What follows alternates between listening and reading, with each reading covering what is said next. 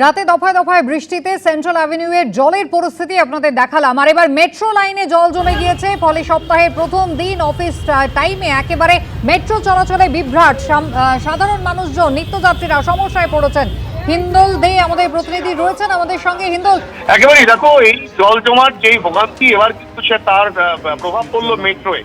তোমাকে বলে রাখি যে যেটা মেট্রো সূত্রে জানা যাচ্ছে, সেন্ট্রাল এবং চাঁদচং স্টেশনের মাঝে আপ এবং ডাউন লাইন, অর্থাৎ কিনা যেটা নিউ গড়িয়ার দিক থেকে দক্ষিণেশ্বরে যাচ্ছে এবং দক্ষিণেশ্বরের দিক থেকে নিউ গড়িয়া আসছে, এই দুটো লাইনের সেন্ট্রাল এবং চাঁদচং স্টেশনের মাঝের অংশে কিন্তু জল জমে গিয়েছে, তেমনটাই মেট্রো রেল সূত্রে খবর।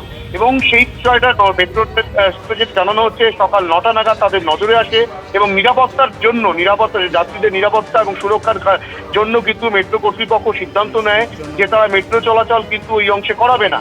এবং তারই পরিপ্রেক্ষিতে মেট্রো যেটা বলছে, তারা নিউ গড়িয়া থেকে ময়দান, সেখানে নিউ গড়িয়া থেকে ময়দান আপ এবং ডাউন লাইনে ট্রেন চলাচল করছে।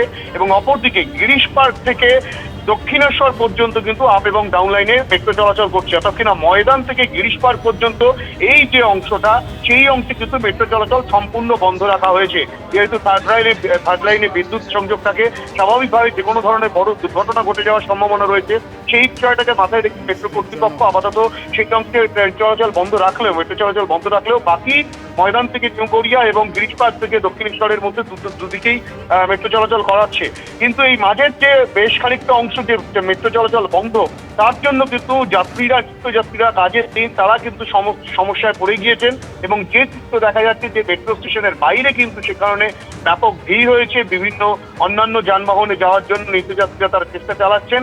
এবং এই যে ঘটনা ঘটেছে, মেট্রো কর্তৃপক্ষ যেটা বলছে যে সেন্ট্রাল অ্যাভিনিউতে জায়গায় জল জমেছে, সেই জল সম্ভবত মেট্রো ট্র্যাকের মধ্যে জমতে পারে কোনো রকম ভাবে, সেই বিষয়টাও খতিয়ে দেখা হচ্ছে। এবং এই পরিস্থিতিকে স্বাভাবিক করার জন্য মেট্রো কর্তৃপক্ষ চেষ্টা চালাচ্ছে, তেমনটাই মেট্রো সূত্রে খবর।